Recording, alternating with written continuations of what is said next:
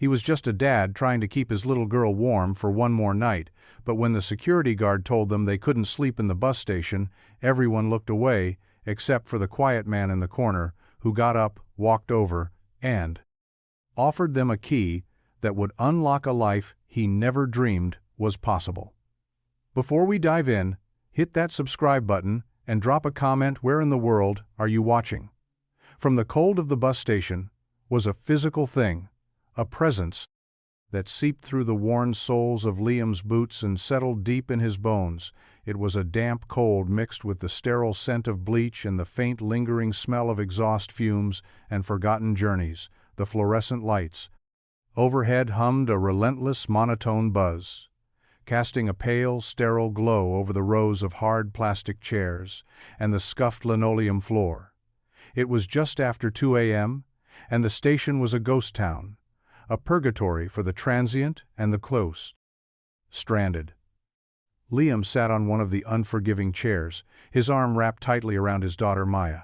She was asleep, her small body curled into his side, her head resting on his shoulder, her breath a soft, warm puff against his neck.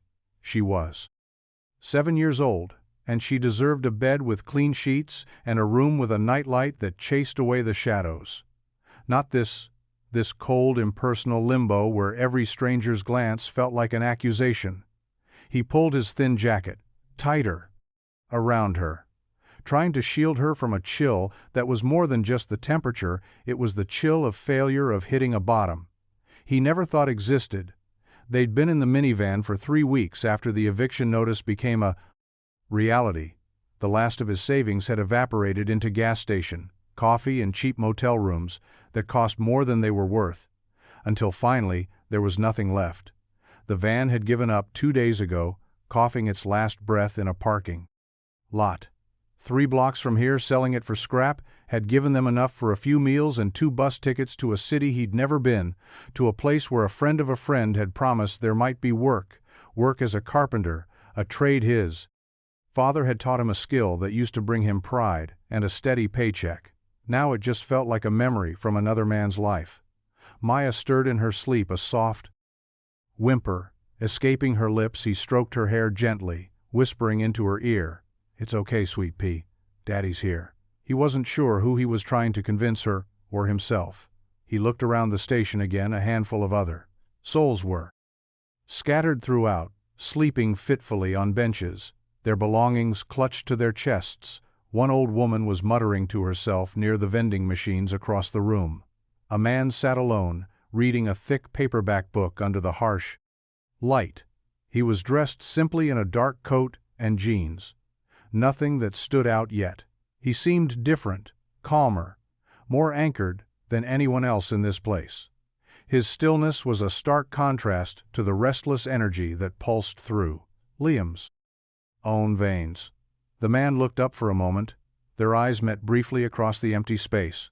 There was no pity in his gaze, no judgment, just a quiet observation that made Liam look away. First, his jaw tightened. He wasn't a charity case. He was a father doing what he had to do, but the shame was a bitter taste in his mouth, a constant companion in these long, dark hours. He just needed to make it to morning, just until the first bus left at 6 a.m., then they could start again. He just needed to keep her warm.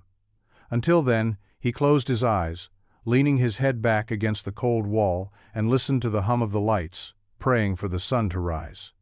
The security guard's voice was as sharp and unforgiving as the fluorescent lights overhead, cutting through the quiet hum of the station, with a tone that left no room for negotiation. "You can't sleep here." Liam's eyes snapped open. He hadn't realized he'd drifted off his arm, was numb from where Maya was leaning on him, but he didn't dare move her.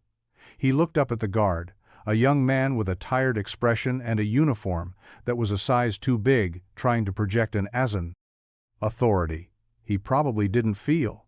Liam's heart began to pound, a slow, heavy thud against his ribs. "We're not sleeping," he said, his voice raspy with fatigue. "We're just waiting for the first bus 6 a.m." The guard's gaze flickered to Maya, then back to Liam. His expression softened for a fraction of a second before hardening again. Rules are rules, sir. No loitering after midnight. You've been here for hours. I've got to ask you to move along. Move along where? The words caught in Liam's throat. He had nowhere else to go. The $27 folded in his pocket was for their tickets, and maybe a small breakfast. He couldn't spend it on another motel room, not even if he could find one this late. Swallowed. The pride that was threatening to choke him. Look, my daughter, she's just a kid. She's exhausted. Can't we just sit here? Quietly until the ticket counter opens. He hated the pleading tone in his own voice. The desperation he'd sworn he'd never show, but Maya's warmth against his side was the only thing that mattered right now. I'm sorry, the guard said. And for? The first time he sounded it. But my boss does sweeps. If he sees you, he'll call the cops, and you don't want that, not with a little one. Liam's blood ran cold, the thought of someone in a uniform questioning him about his ability to care. For Maya was his deepest fear. It was the nightmare that kept him awake long after she had fallen asleep. He nodded slowly, his shoulders slumping in defeat. Okay, we'll go. A few other people in the station glanced over there, faces a mixture. Kind of sympathy and relief. That it wasn't them, they quickly looked away, not wanting to get involved. Liam didn't blame them in a world like this. Minding your own business was a survival tactic. He gently shook Maya's shoulder. Sweet pea, wake up. We've got to take a little walk, she groaned, stirring her eyes fluttering open. But it's cold, Daddy. Her voice was small, fragile, and it shattered what was left of his composure. He forced a smile. I know, but we'll find somewhere warmer. Come. On. As he stood helping her to her feet, a voice from across the room spoke calm and steady. Excuse me. Liam turned startled. The man with the paperback book was standing. Now he'd closed the book, his fingers still marking his page. He walked toward them, his steps measured and quiet. He wasn't tall or imposing, but he had a presence, a stillness, that commanded attention without demanding it. He stopped a few feet away, addressing the guard, but his eyes were on. Liam, is there a problem here? The guard shifted his weight, suddenly looking uncomfortable. Just doing my job, sir. No one's allowed to stay in the station overnight. The man nodded slowly, his gaze never leaving Liam's. I understand, but it's freezing outside. And this man is just trying to keep his daughter safe. There has to be some flexibility. The guard shook his head. I can't risk my job. Before Liam could say anything, the man reached into his coat pocket and pulled out a small, sleek wallet. He didn't flash it.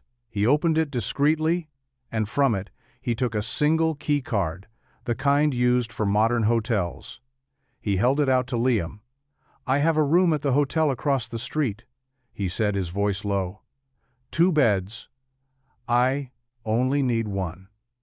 I prepaid for the week, and I'd hate for it to go to waste. Please take it, get her somewhere warm.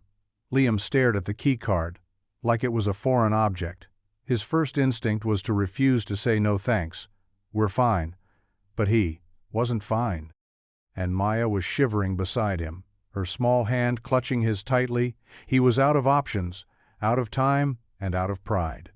The key card felt unnaturally heavy in Liam's hand, its smooth plastic edges a stark contrast to his own calloused fingers.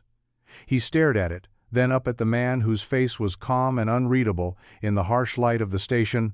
I can't take this, Liam said the words. Automatic, a reflex, born of pride and a lifetime of self-reliance. We don't take charity. The man's expression didn't change. He didn't look offended or surprised. He simply met Liam's gaze with a steady, unwavering calm. It's not charity, he said, his voice even. It's a resource going to waste. I'm in town for a conference that was half canceled. They wouldn't refund the room. So it's an empty bed.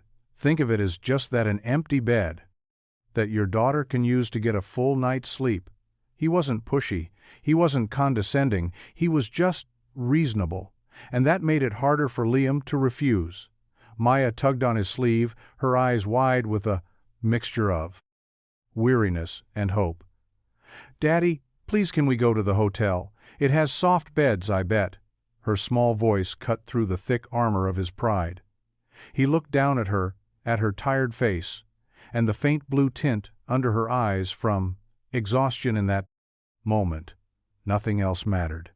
Not his pride, not his fear of being indebted to a stranger, not the voice in his head screaming that this was a mistake.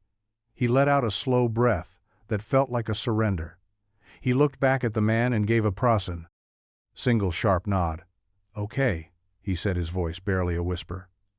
"For her, thank you." The man gave a small nod in return. "My name is Arthur, by the way." "Liam," he replied, shaking the offered hand. Arthur's grip was firm, confident. "It's nice to meet you, Liam." The security guard stood by, watching the exchange with a look of quiet relief. He gave Liam a small apologetic shrug, as if to say, "Thanks for not making this harder." Arthur gestured toward the exit. "The Grand Vista. It's just across the square, you can't miss it. Room 402. The key is already activated. You don't need to check in." Liam hesitated. "What about you?" Arthur smiled faintly. "I'll be along later. You've got a few more chapters to get through.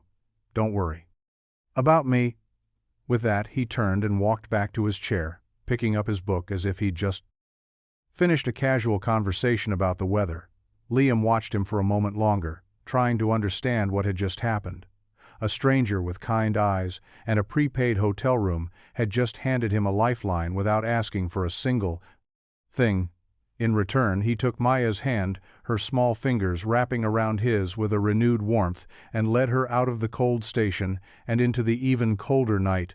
The wind bit at their faces as they crossed the deserted square. But for the first time in a long time, Liam felt a flicker of something he hadn't dared to feel in months. Hope. It was terrifying. The lobby of the Grand Vista was an assault on the senses. After the stark cold of the bus station, a wave of warm air, scented with something clean and vaguely floral, washed over them. As the automatic doors slid open, the floors were polished marble, reflecting the soft golden light from recessed fixtures on the ceiling. A grand staircase curved elegantly upward, and quiet instrumental music played from invisible speakers. Liam felt instantly out of place. His worn boots scuffed against the pristine floor, and his jacket, still damp from the night air, felt like a mark of his otherness. He tightened his grip on Maya's hand, half expecting a well-dressed clerk to appear from behind the gleaming front desk and ask them to leave.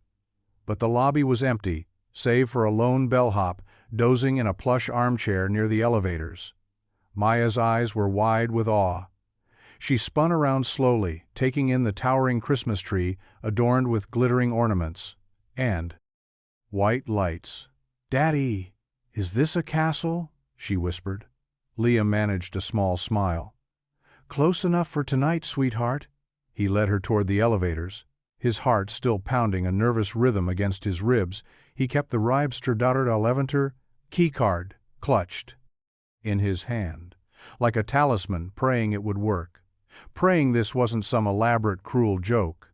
The elevator ride to the 4th floor was silent and smooth, a world away from the rattling shudder of the city buses he was used to when the doors opened onto a softly lit hallway, carpeted in a thick plush material that muffled their footsteps. Liam felt a sense of surreal disbelief. He followed the numbers on the wall until they reached 402. His hand trembled, slightly. As he held the keycard up to the sensor, there was a soft click, and a green light blinked once he pushed the door open. And the warmth inside was immediate, and enveloping the room was spacious and clean, dominated by 2 large, queen-sized beds with crisp, white duvets, and a mountain of pillows. A flat-screen television was mounted on the wall opposite them, and a small desk sat tucked into the corner near a window that offered a sweeping view of the city's twinkling lights. Maya let go of his hand and ran straight to the nearest bed, flopping onto it with a squeal of pure delight. "It's so soft, Daddy. It's like a cloud," she giggled, rolling around and burying her face in the pillows. Liam stood in the doorway for a long moment, just watching her, a lump forming in his throat. It was just a hotel room, a temporary space that didn't belong to them, but seeing the unadulterated joy on his daughter's face felt like a balm on a wound he didn't know was still so raw. He closed the door behind him, the lock clicking shut with a finality that sealed them. In this temporary sanctuary, he walked over to the bed and sat on the edge, his shoulders finally slumping as the tension of the last 48 hours began to recede. He didn't know who Arthur was, or why he had done this. But for tonight, for this one night, his daughter was safe, warm, and sleeping on a cloud, and that was more than enough. Liam woke to the soft gray light of dawn, filtering through the gap in the hotel room curtains. For a moment he was disoriented. The unfamiliar softness of the mattress and the quiet hum of the room's heating unit. A stark contrast to the lumpy back seat of the van, or the cold hard bench of the bus station. Then the memory of the night before flooded back. Arthur, the keycard, the look of pure joy on Maya's face. As she dove into the bed, he sat up, rubbing the sleep from his eyes, and looked over at the other bed. Maya was still sound asleep, a small lump under the massive duvet. Only the top of her messy brown hair visible. He smiled, a real genuine smile that reached his eyes for the first time in what felt like an eternity. He swung his legs over the side of the bed and walked to the window, pulling back the heavy curtain to look out. At the city below, the world was waking up, headlights tracing patterns on the wet streets below, and smoke curling from distant chimneys. He felt a strange sense of detachment, watching it all from 4 floors up like he was a ghost. Observing a world he was no longer a part of. A soft knock on the door made him jump, his heart leaping into his throat. His first thought was that it was hotel security coming to tell them there had been a mistake, that they didn't belong. Here he moved to the door, slowly, and peered through the peephole. It was Arthur. He was holding a cardboard coffee tray and a small white paper bag. Liam hesitated for a second, then unlocked the door. Arthur stood there, in the same simple, dark coat, a faint smile on his face. "Morning," he said softly. "I figured you two might be hungry. I hope you don't mind." Liam stepped aside, letting him in. "No, not at all. Thank you," he said, his voice still rough with sleep. "You really didn't have to do this." Arthur set the bag and the coffee on the small desk. "I wanted to. I remember what it's like to wake up in a new city with no idea where to get a decent cup of coffee." He handed Liam one of the steaming cups. It was warm in his hands, a small, simple comfort that felt monumental. Liam took a sip. The coffee was rich and strong, a world away from the bitter instant stuff he'd been drinking for weeks. "This is good," he said gratefully. Arthur nodded, gesturing to the bag. "Donuts for the co-pilot," he said with a wink toward Maya's sleeping form. "I wasn't sure what she liked, so I got a mix." Liam looked at this man, this stranger who had not only given them a safe place to sleep, but had also shown up with breakfast without any expectation of repayment. It was a kindness so profound, it felt foreign, almost suspicious. "Why are you doing this?" Liam asked the question, blunt but honest. Arthur didn't seem surprised by it. He took a plated sip of his own coffee and leaned against the wall, his gaze thoughtful. "Because my father once told me that the measure of a man isn't what he has, it's what he does when he sees someone else with nothing." He paused, letting the words hang in the air. "I saw a good father trying to protect his daughter, and it reminded me of him, that's all." Liam didn't know what to say to that, so he just nodded and took another sip of coffee. The silence between them wasn't awkward, it was filled with a quiet, unspoken understanding. And as the city outside came to life, Liam felt the hard knot of fear in his chest loosen just a little. For the first time in a long time he wasn't completely alone. The donuts were a hit. Maya woke up about an hour later, and her eyes went wide at the sight of the white paper bag on the desk. She devoured a chocolate-frosted one with sprinkles, her cheeks dusted with sugar, and her spirits visibly lifted by the simple, unexpected treat. She chattered away between bites, telling Arthur all about her favorite dinosaur, a triceratops named Spike, and her dream of one day having a dog named Waffles. Arthur listened intently, nodding and asking questions like her opinions were the most important thing in the world. Liam watched them from the chair by the window, a quiet observer of this strange new dynamic. He was still wary, still on guard, but it was hard to maintain his defenses when his daughter was laughing so freely and the man who had made it possible seemed to have no agenda other than simple human decency after breakfast. Arthur stood to leave. "Well, I have a few calls to make," he said, buttoning his coat. "But I was thinking, if you don't have any plans, I have a proposition for you." Liam's brow furrowed. "A proposition?" "It's nothing complicated," Arthur said quickly, as if sensing his hesitation. "I have a storage unit a few miles from here. It's a bit of a mess, and I need some sturdy shelves built. I'm not much of a handyman myself, and I was going to hire someone anyway. I saw your hands last night. You look like a man who knows his way around a toolkit." Liam looked down at his hands, calloused and scarred from years of working with wood. It was true, he was a carpenter by trade, a damn good one, before his business went under. "I'd pay you for your time, of course. Fair wage, materials all covered." Liam hesitated. The offer was a lifeline, a way to earn some money with dignity, instead of accepting another handout. But it also meant extending his connection to this mysterious man. It meant trusting him a little more. "I don't know," Liam said honestly. Arthur didn't push. "Think about it," he said, heading for the door. "The room is yours for the rest of the week, regardless. So you have time. If you decide you're interested, just text me." He pulled a pen from his pocket and scribbled a number on a hotel napkin. "In the meantime, get some rest. You both look like you need it." With a final nod, he was gone, leaving Liam alone with the scent of coffee and donuts and an offer that felt too good to be true. He looked at the napkin with the phone number on it, then at Maya, who was now carefully arranging the leftover donuts into a smiley face on her plate. "I like him, Daddy," she said without looking up. "He has kind eyes." Liam stared at the number again, his mind racing. He could say no. He could take their bus tickets and leave tomorrow, as planned, disappear into a new city and a new life, and never see Arthur again. Or he could take a chance. A risk on a stranger's kindness, and see where it led. He didn't know which path was safer, but he knew which one felt like a beginning. For 2 days, Liam didn't call. He and Maya existed in the strange, peaceful bubble of the hotel room. They slept late, watched cartoons, and ventured out only for short walks around the city square. Maya was fascinated by the fountains and the statues. And for a little while, Liam could almost pretend they were just tourists on a vacation, not refugees, from a life that had fallen apart, but the reality of their situation was always there, a quiet hum beneath the surface.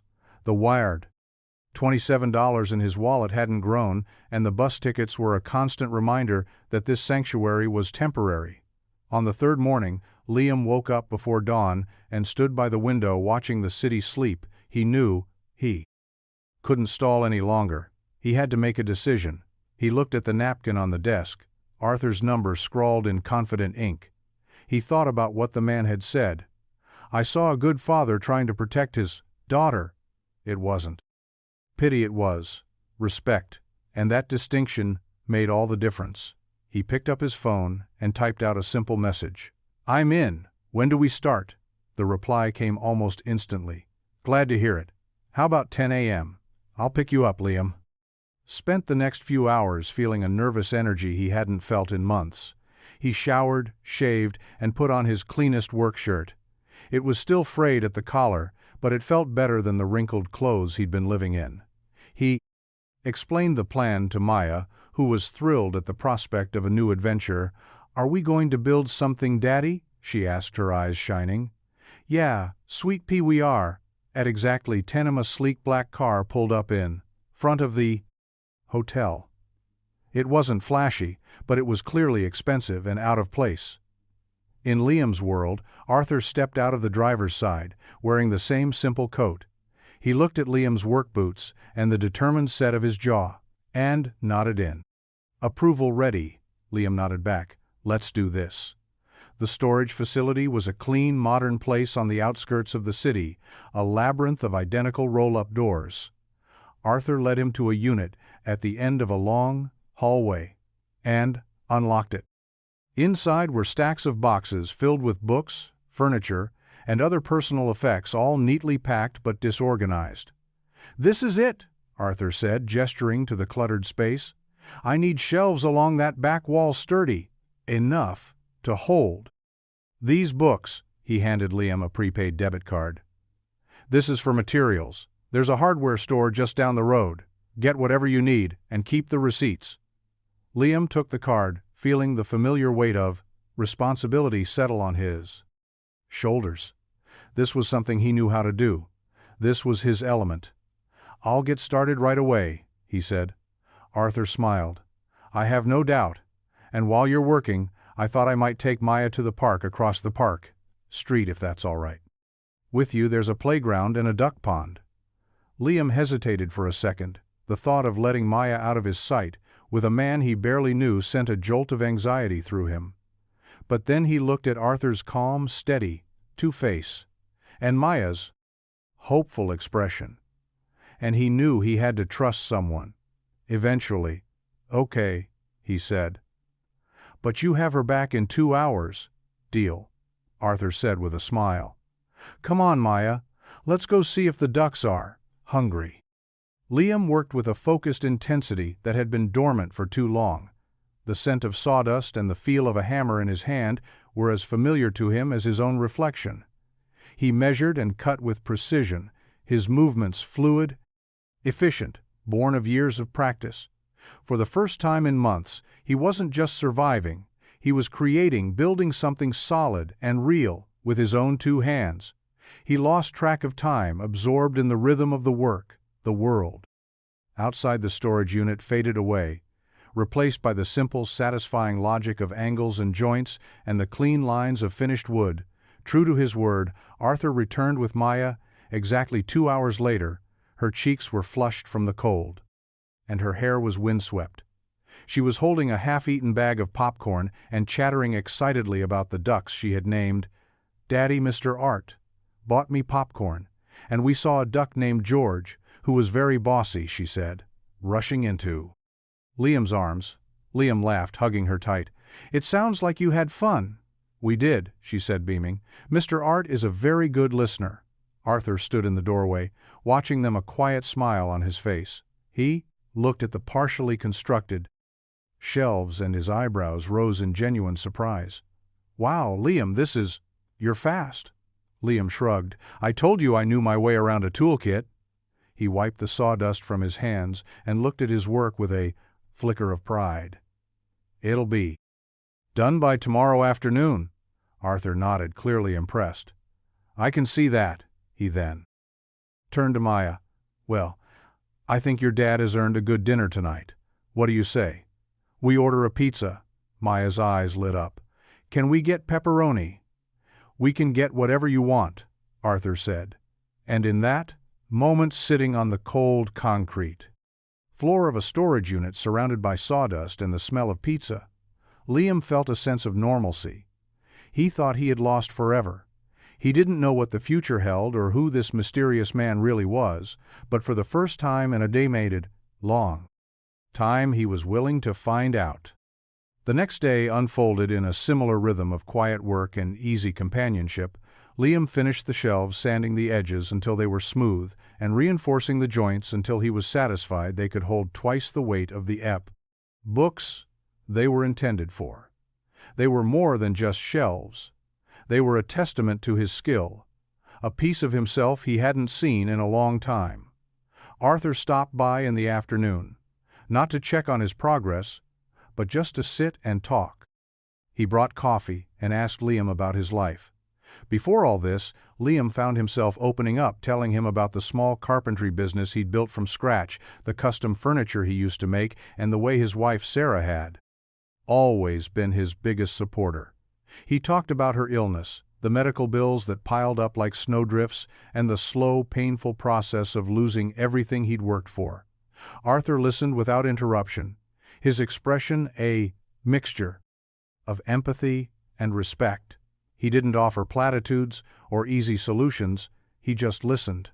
And that was more than anyone had done in years when the shelves were finally finished. Liam stood back and looked at them with a deep sense of satisfaction. They were strong, functional, and built to last. Arthur ran a hand along the smooth wood, his appreciation genuine. "Liam, this is incredible work," he said. "It's more than I expected." He handed Liam an envelope. "Your payment." Liam took it but didn't open it. "Thank you," he said, "for the work for the trust." "You earned it," Arthur replied as they packed up to leave. A thought struck Liam. "What are you going to do with all these books?" Arthur paused for a moment, a shadow passing over his face. "I'm not sure yet," he said quietly. "They belong to my father. He was a great reader. He always said books were a way to live 1,000 lives." There was a sadness in his voice that Liam hadn't heard before, a hint of a deeper story he wasn't ready to tell. They drove back to the hotel in comfortable silence. When they pulled up to the entrance, Liam turned to Arthur. "I know the week is almost up and we've got to figure out our next move, but I just wanted to say thank you for everything you've done. You didn't have to help us, but you did, and I won't forget it." Arthur met his gaze, his eyes holding a warmth that seemed to come from a place of deep sincerity. "It was my pleasure, Liam," he said. "But this doesn't have to be the end of it." Liam frowned. "What do you mean?"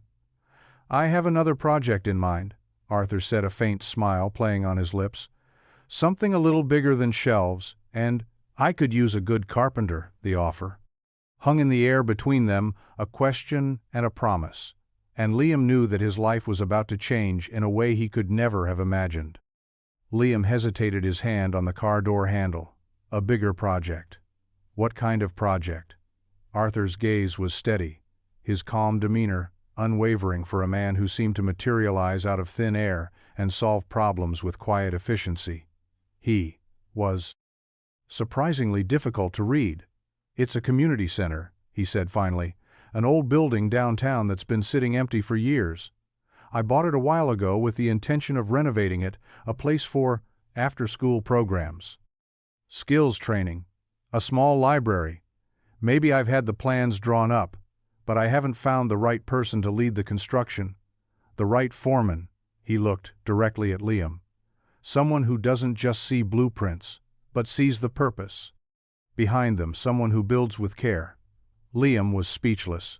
A community center, a foreman's job. It was the kind of opportunity he used to dream about before his world narrowed to the confines of a minivan, and the next meal he thought about the bus ticket still tucked in his wallet, a one-way path to an uncertain future with a friend of a friend who might have work. This was different.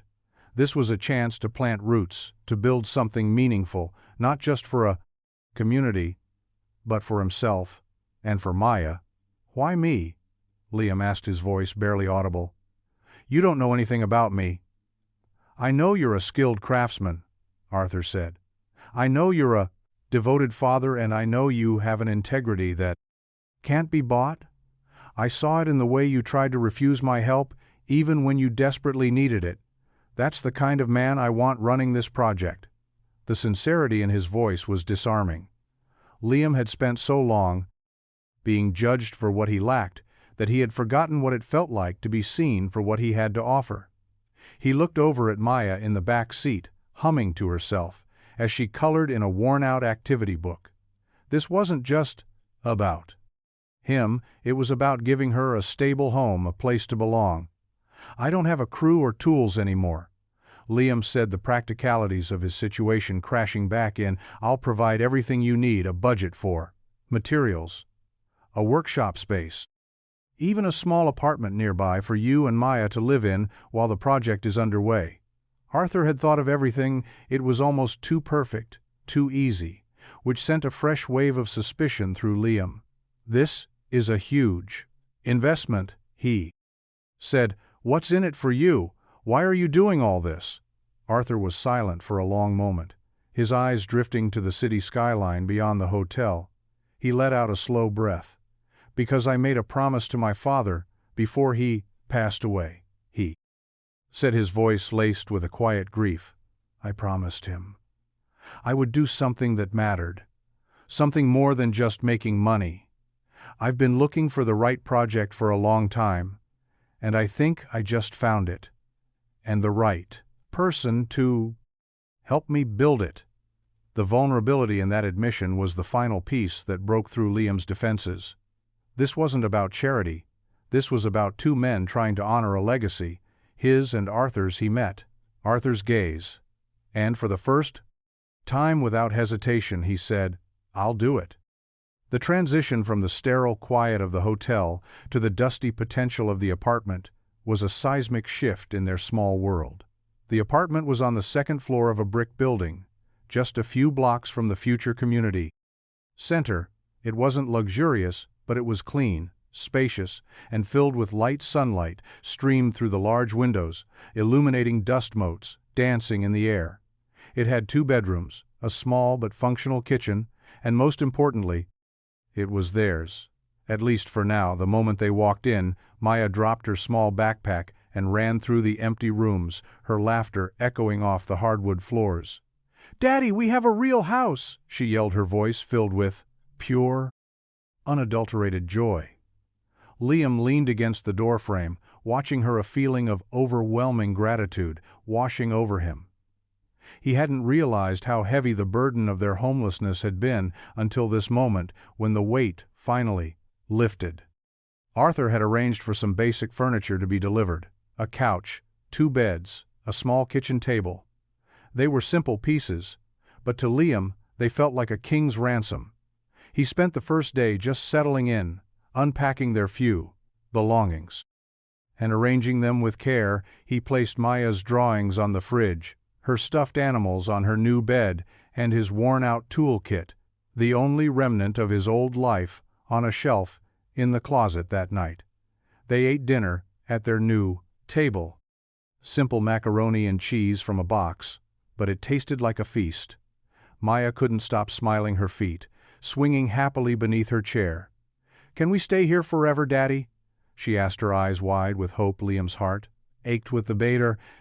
Same question. He couldn't make that promise, not yet. But for the first time in a long time, the word forever didn't seem like an impossible fantasy. We'll see, sweetheart, he said, ruffling her hair. For now, let's just enjoy having a home.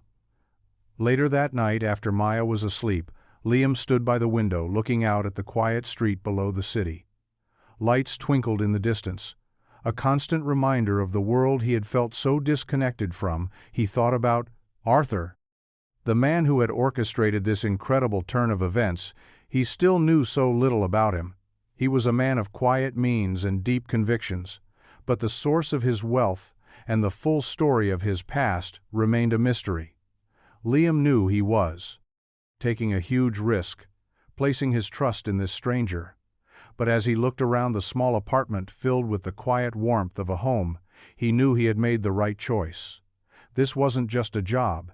It was a new beginning, and he was ready to build it from the ground up, one day at a time. The community center was a beautiful old ghost of a building, a 2-story brick structure with arched windows and intricate stone carvings that hinted at a grander past. It had been a public library once, then a post office, and finally, it had been left to decay, a forgotten relic in the heart of the city. The first time Liam walked through its doors, the air was thick with the smell of dust and dampness. Sunlight streamed through grimy windows, illuminating peeling paint, floors littered with debris, but where others saw ruin, Liam saw potential. He ran his hand along a solid oak banister, marveling at the craftsmanship. He saw the strong bones of the building, the good wood, the elegant lines that had been obscured by years of neglect. This wasn't a teardown, it was a restoration, resurrection. Arthur met him there the next morning. Armed with a set of rolled-up blueprints, he spread them out on a makeshift table, a large piece of plywood balanced on two sawhorses. "This is the vision," he said, his voice echoing in the cavernous space. The plans were ambitious but thoughtful, an open concept. Ground floor with a library nook, a small stage and a communal kitchen. The second floor was designed as a series of classrooms and a workshop for skills. Training, it's a lot of work, Liam said, studying the plans, his mind already calculating timelines and materials. "I know," Arthur replied, "but I have faith in you." Over the next few weeks, the building came, alive with the sounds of progress. Liam hired a small crew of local workers, men who were grateful for the steady paycheck and the chance to be part of something meaningful. They gutted the interior, carefully preserving the original architectural details while modernizing the infrastructure. The building became Liam's sanctuary. He was the first to arrive each morning and the last to leave. He poured all of his skill, his passion, his very soul into the project. This wasn't just a job, it was his redemption. Arthur was a constant presence, not as a boss, but as a partner. He'd show up with coffee and donuts in the morning and walk through the site, with Liam discussing progress and brainstorming solutions. He never interfered, he trusted Liam's expertise implicitly. Maya often came to the site after school. She'd sit in a safe corner with her coloring books. Her small presence, a bright spot of color in the dusty landscape. She loved watching her father work, seeing him in his element. Confident and capable, Daddy's building a castle for the whole town. She'd tell the workers, who all adored her. One afternoon, as Liam was framing a new wall, Arthur stood beside him, watching with a thoughtful expression. "You're happy here, aren't you?" he asked. It wasn't a question, it was a statement. Liam didn't stop working, but a smile touched his lips. "Yeah," he said. "I am. I haven't felt this much like myself in a long time," he said. Looked at Arthur, his gratitude too deep for words. "I owe you everything." Arthur shook his head. "You don't owe me anything. Liam, we're building this together." But as the project progressed and their friendship deepened, the mystery of Arthur's past lingered. Liam still didn't know where he came from or what he did when he wasn't at the community center. He was a man of contradictions, simple in his tastes, yet surrounded by an aura of quiet wealth and influence. And Liam couldn't shake the feeling that there was a whole other side to Arthur that he had yet to see. It happened on a quiet Tuesday afternoon. Maya was sitting at a makeshift desk in the site's temporary office, doing her homework, while Liam consulted blueprints with his small crew. Arthur had stopped by earlier with a box of pastries and was now in a corner on his phone, his voice low and serious. It was a side of him Liam rarely saw, the one that spoke with a clipped authority that hinted at a world of high-stakes decisions and corporate negotiations. Liam tried not to listen, but a few phrases drifted across the cavernous space. "No, the deal is non-negotiable," and "the portfolio can't sustain that kind of risk," and "tell the board, I'll handle it." Liam's brow-furrowed. Portfolio board, these weren't the words of a man with just a bit of family money. This was the language of serious finance, of corporate power. He glanced at Arthur, who now had his back to the room, his posture tense. When the call ended, Arthur turned around. His expression was once again calm and composed. But Liam had seen the mask slip just for a second later that day. Maya was using Arthur's tablet to watch a cartoon he'd downloaded for her. Liam was nearby, sanding a piece of reclaimed oak, when Maya called out, "Daddy, look, it's Mr. Art."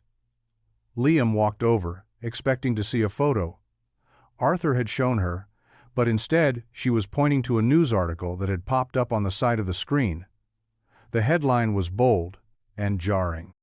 Vance Capital CEO Arthur Vance finalizes landmark tech merger. Below it was a professional headshot of Arthur. He was wearing a tailored suit, his expression serious and commanding. It was the same man but a world away from the one who wore simple coats and brought donuts to a construction site. Liam stared at the screen, his heart sinking.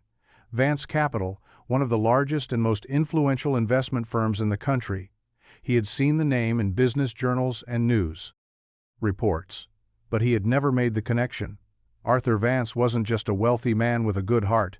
He was a titan of industry, a billionaire investor whose decisions could shape markets. He was one of the most powerful men in the country. Maya looked up at him, her expression innocent and curious. Why does he look so serious? Daddy, is he famous? Liam couldn't speak. He felt a cold wave of understanding wash over him.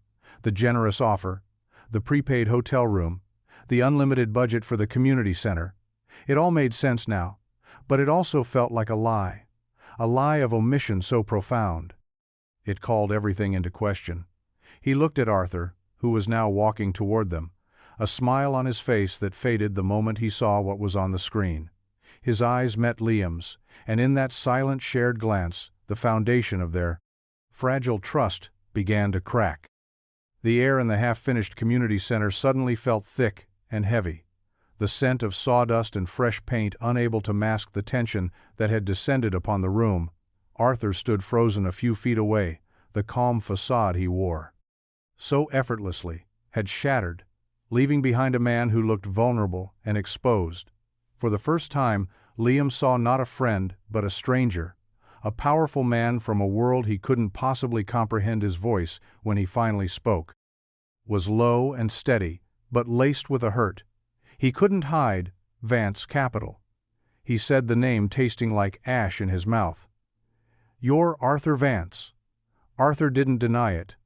He just nodded slowly, his eyes filled with a regret that was almost painful to look at. "Yes." Liam let out a humorless laugh, shaking his head in disbelief. "A billionaire investor. You neglected to mention that part?" He gestured around the cavernous space at the half-framed walls and stacks of lumber.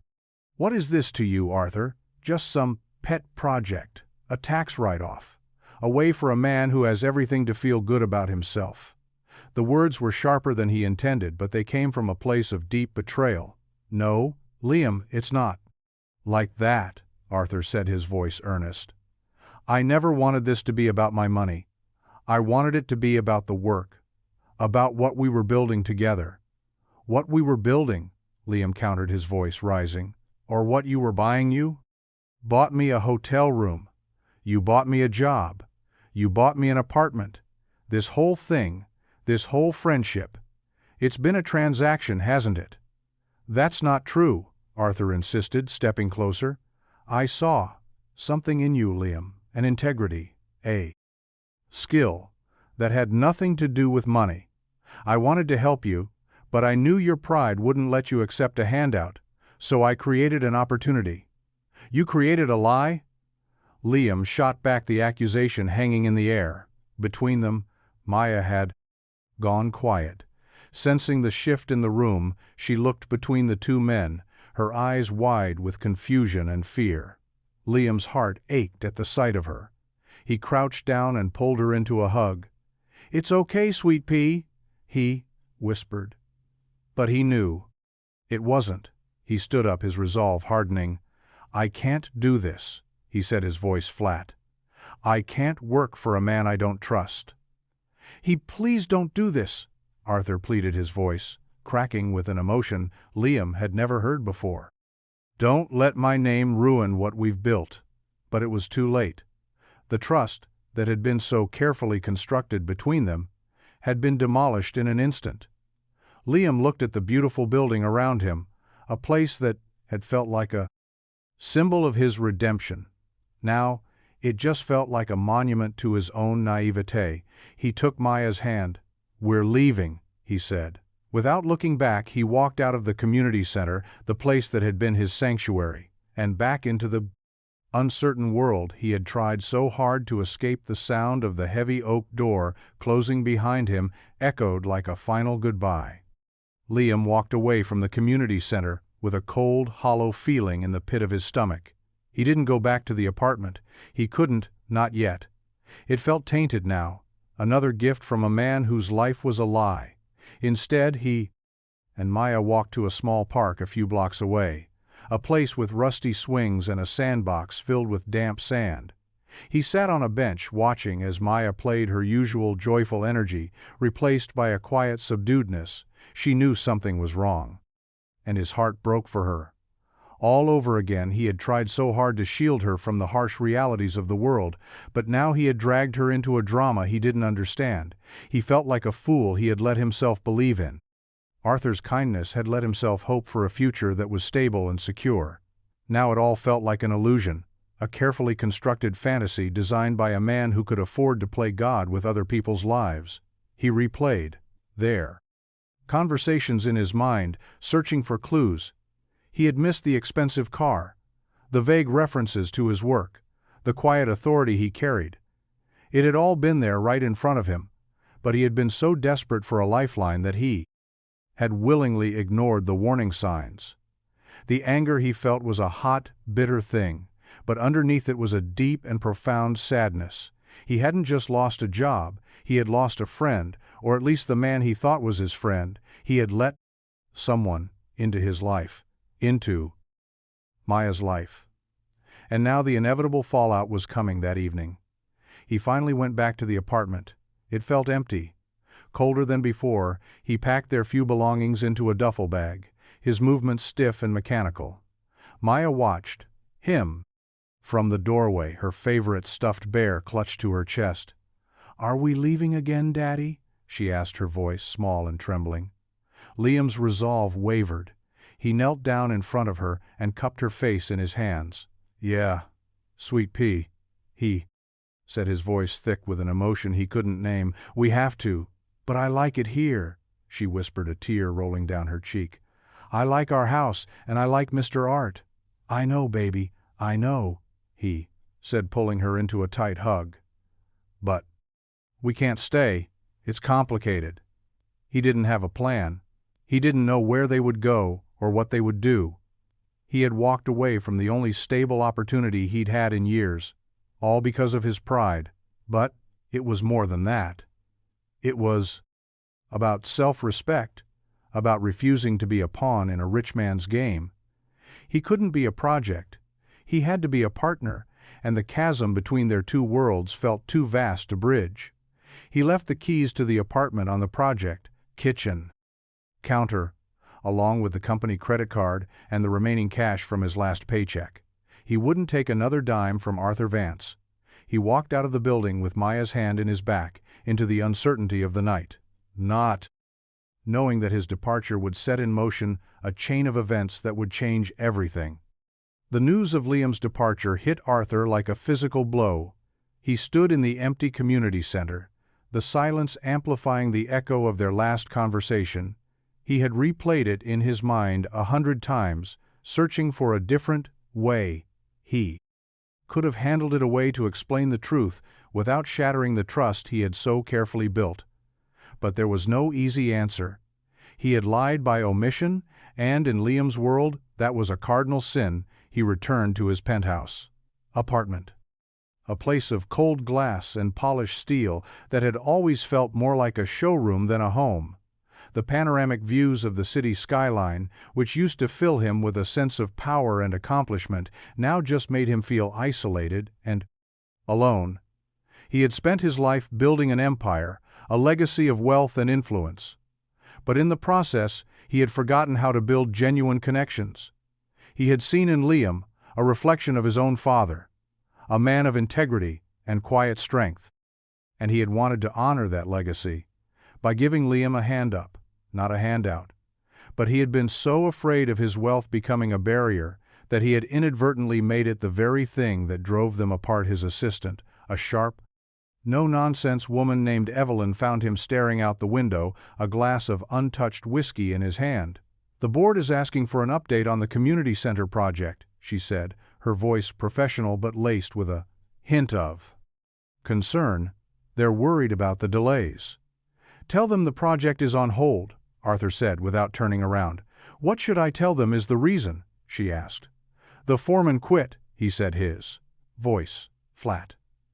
Evelyn was silent for a moment. Then she stepped closer. "This isn't just about a foreman, is it, Arthur?" He finally turned to face her, his expression weary and defeated. "I messed up, Evelyn," he said. "I found something real, something that mattered. And I ruined it because I didn't know how to be honest about who I am." "Then be honest now," she said simply. "It's never too late to tell the truth." Her words hung in the air.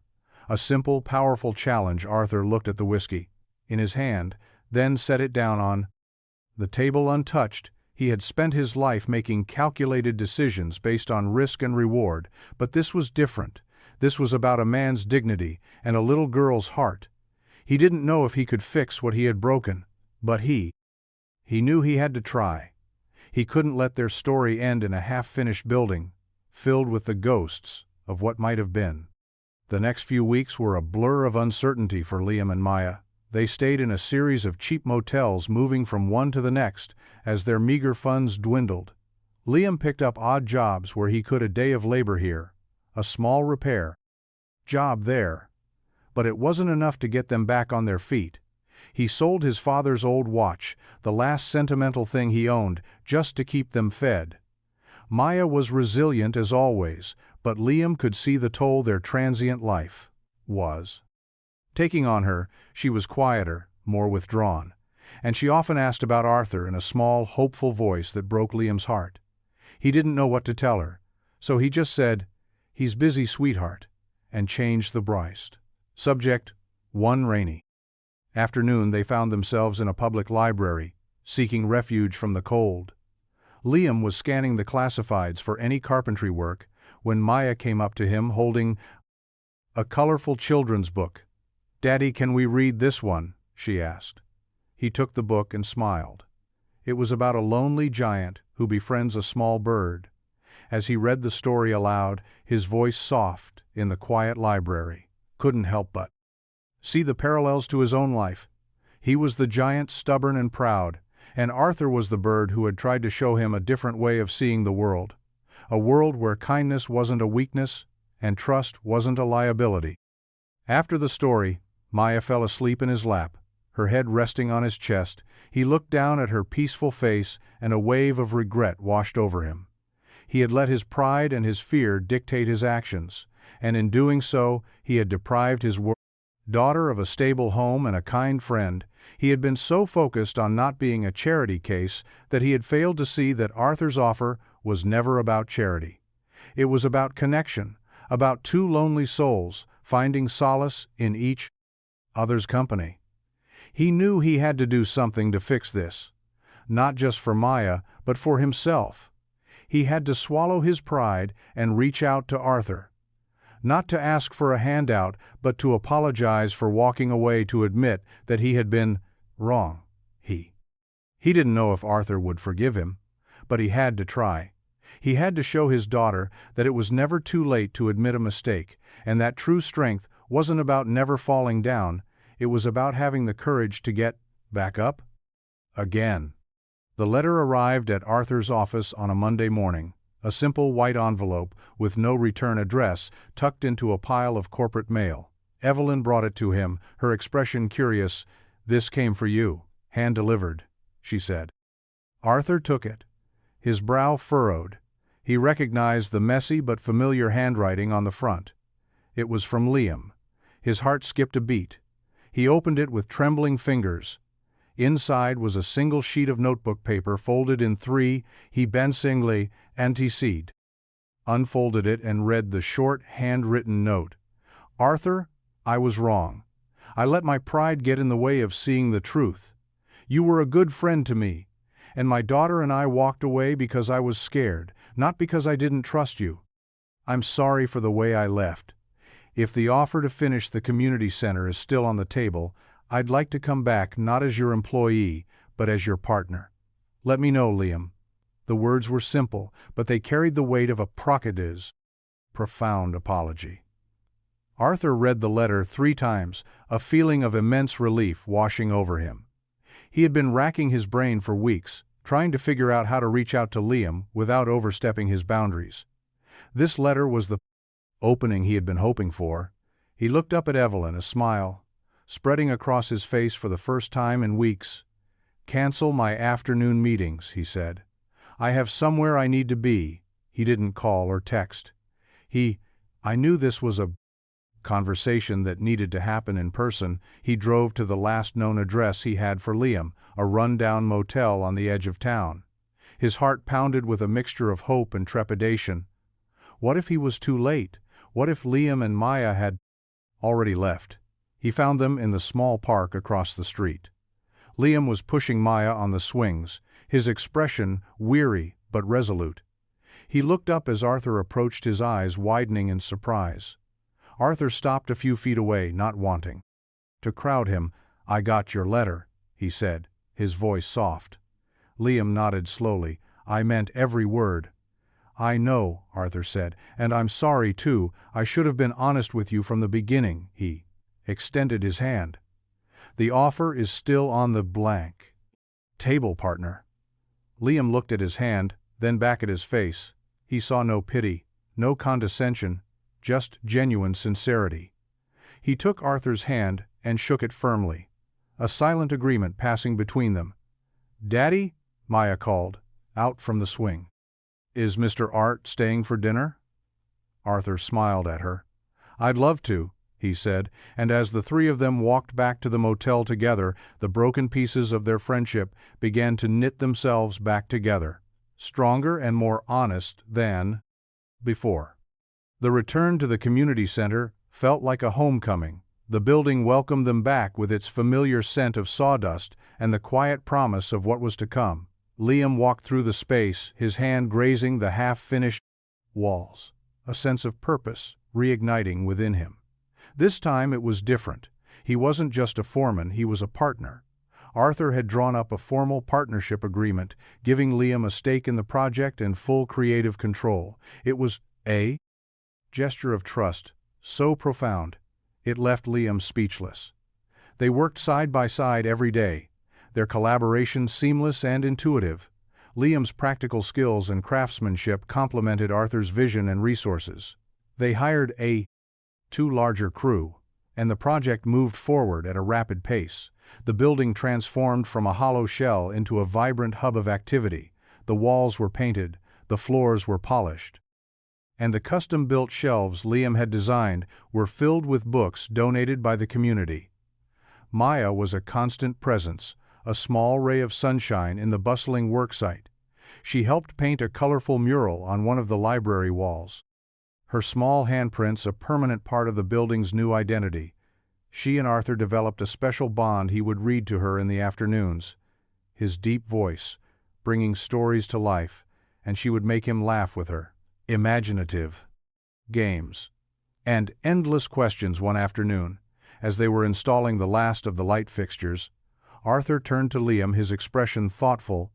"I've been thinking," he said, "about what comes next after this project is finished."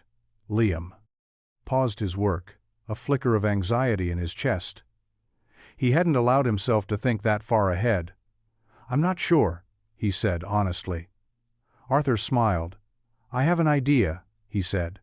"I'm starting a foundation, dedicated to community development. Projects like this one.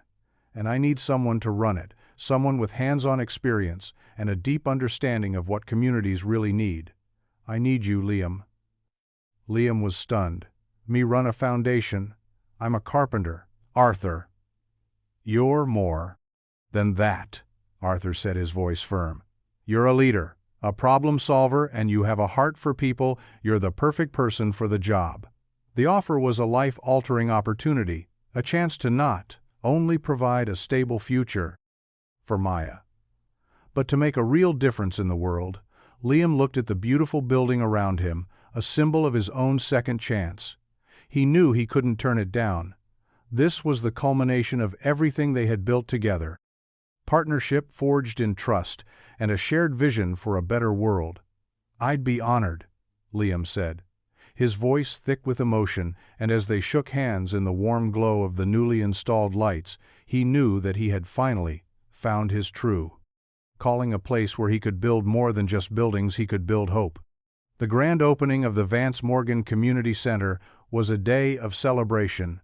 For the entire city, the sun shone brightly on the newly renovated building, its brick facade gleaming and its large windows sparkling.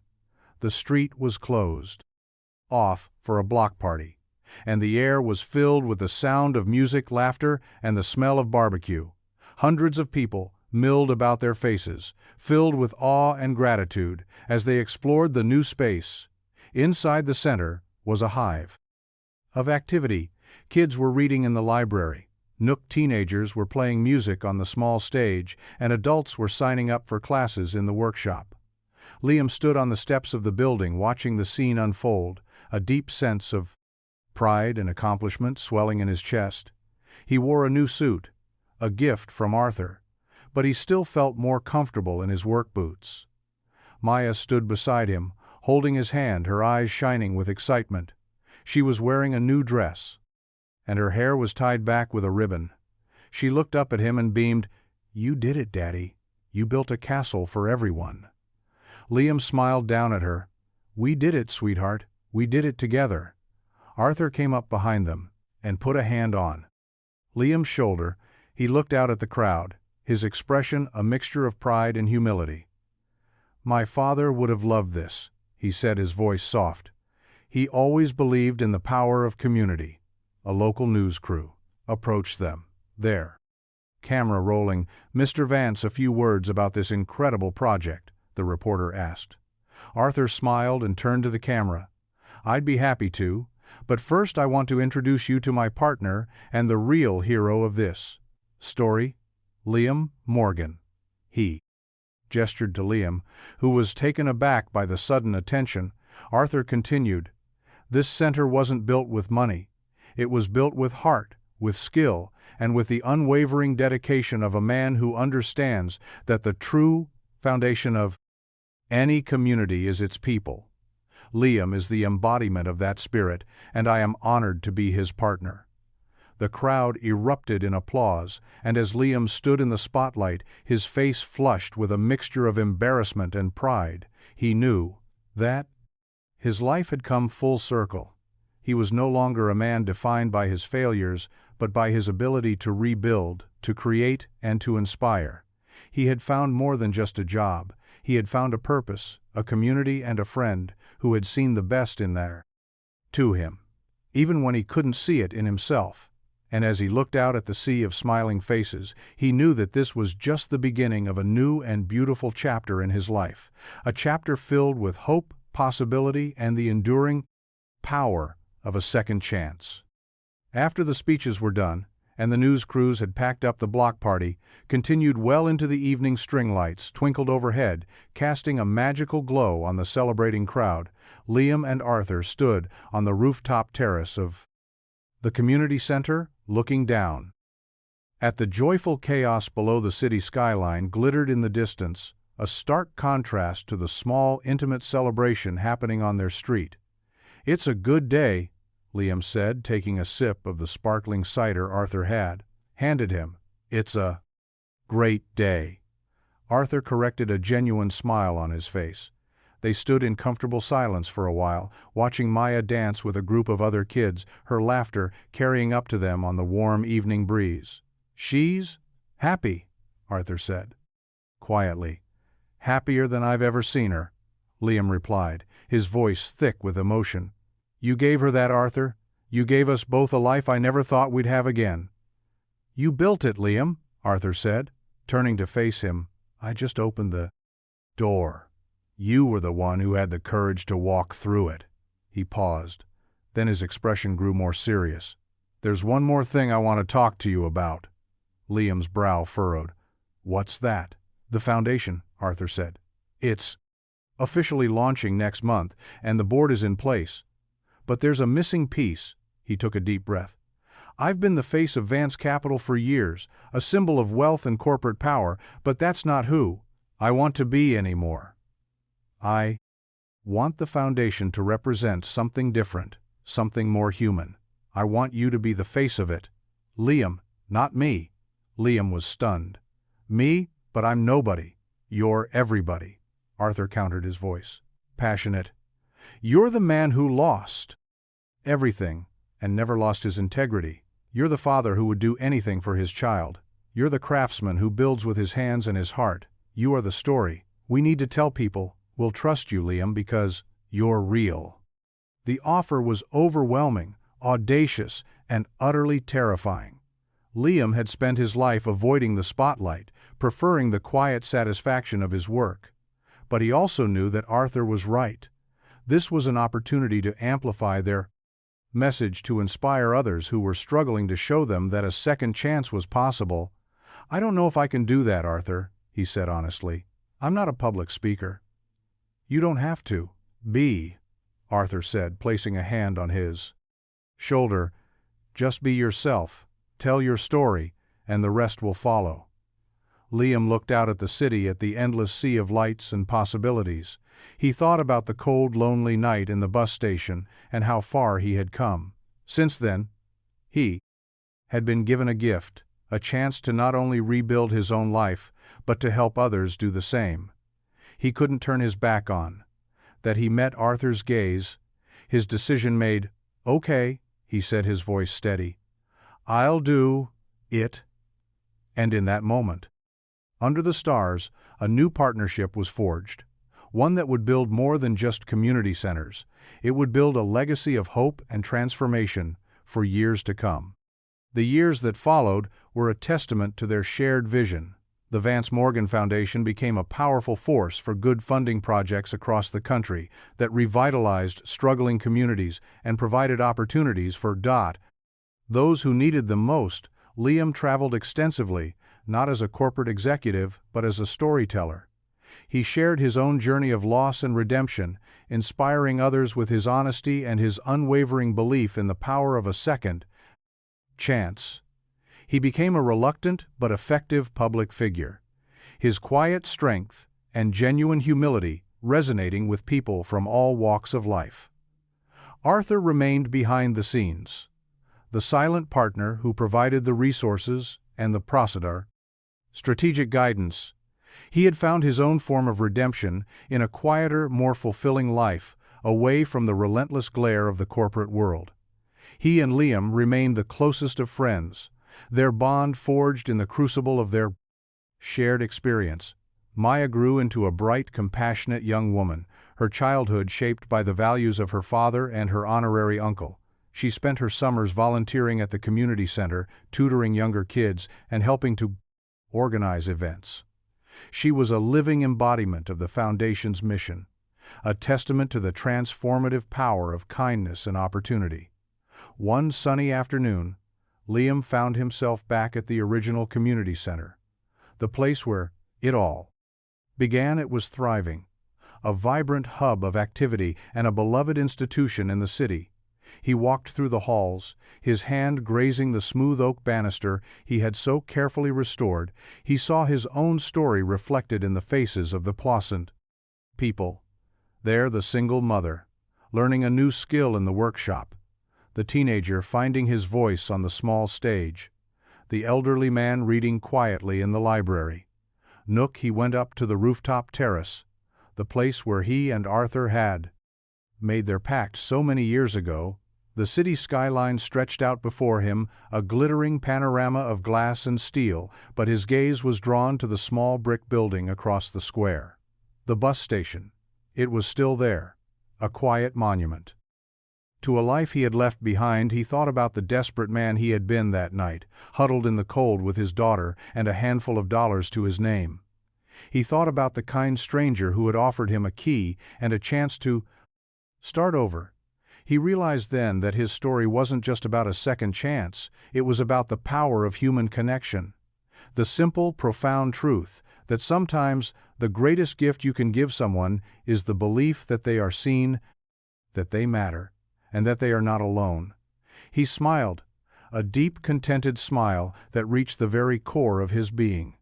He had built more than he had ever dreamed possible. Not just buildings, but lives. Not just a foundation, but a family. And he knew that the best was yet to come.